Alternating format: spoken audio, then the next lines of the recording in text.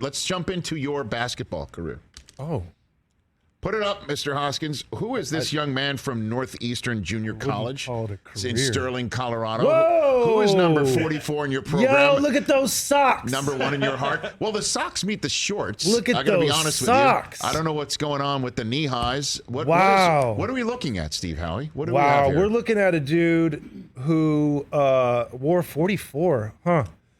I played shooting guard. Okay. On offense, and I played power forward on defense. Oh, so you had the sharp elbows? Is that what you're doing? I had low center of gravity, and I would take dudes' Look at you. knees out. Look at you. Yeah. Yeah. But what is with the knee highs on the northeastern basketball team? That was the look. Okay. That was it. 90. What was 7? Okay. 98. Yeah, that was a look back then. That was it. Keith Van Horn. Yep.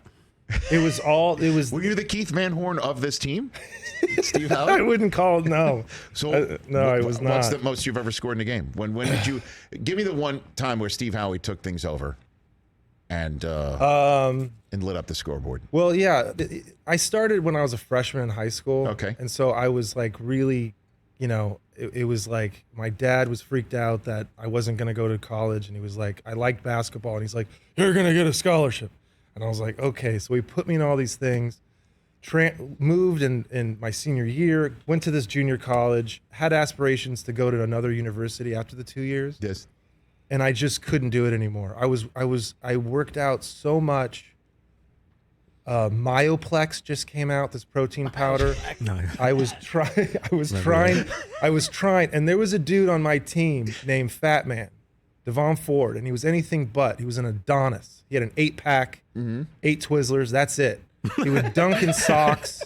He would go down the floor and shoot a 3, and while the ball was in the air, he would call out our full court defense. Knowing that he would shoot it and go 4, and he would turn around on his defender, and then he was like, "Bro, what are you doing?" And then the ball would swish.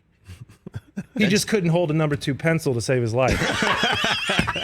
The dude was amazing, but he did play overseas. And if he sees that, I'm sorry, bro. That's just a joke. It's not true. But we weren't academic scholars because we were out of junior college. You're at the JC level. Yeah. Okay. So there was some street dudes there. But that's some serious competition. I understand it's not D1, but junior college. Oh, for real. There's some people who could play. Because they all play D1 afterwards. Sure. Because they get 2 years of experience, then the school doesn't have to pay the full ride. And they kick it up. Yep. And so when you showed up to the 2004 NBA Celebrity All-Star Contest, you brought some game with you, is what you're saying. I mean, I could see. Do you see? You got the towel on your head. Oh, what do we wow. got here? Number 13? You really did it, huh? Oh, You got pictures. Come Your on, staff Steve, got pictures. Steve, it's called Getty Images. It's not like it's difficult, but I mean. Where did you get these? There you are. Google? It's Okay, do you see the towel on the head? Yes. So Bill Lambier called me the Shaw of Reba because I was on the Reba McIntyre show during that time. He's the Shaw of Reba. Look at Steve Howey. That's not Peter Lambier. Bill Walton. Bill Walton, yeah. Bill Lambier. Bill Lambier, by the way, do you know he has a history here in Hollywood, Bill Lambier? What do you mean? Bill Lambier was one of the Sleestacks from Land of the Lost. Fact. Wow. Before he went into his basketball career, they used his height to be, I might be dating myself with Land of the Lost. I'm a 53-year-old man. But there are credits where you see William Lambier on the end of Land of the Lost. When I was on a Saturday morning kid sitting there in Staten Island seeing the Sleestacks, not knowing I would despise one of the gentlemen inside that outfit once he got to Detroit to play basketball to prevent my New York Knicks from going anywhere.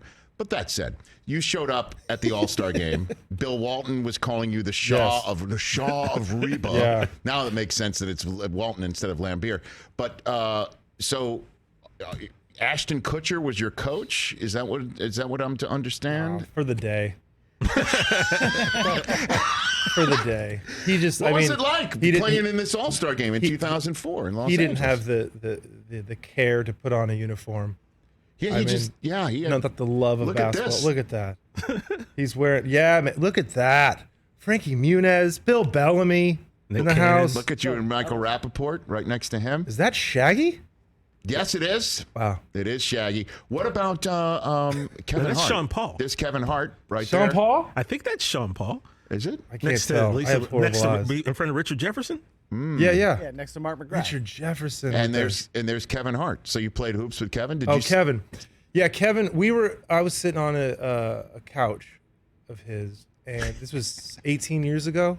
Okay. And he looked at me and he said, "I'm going to be the biggest thing in the world."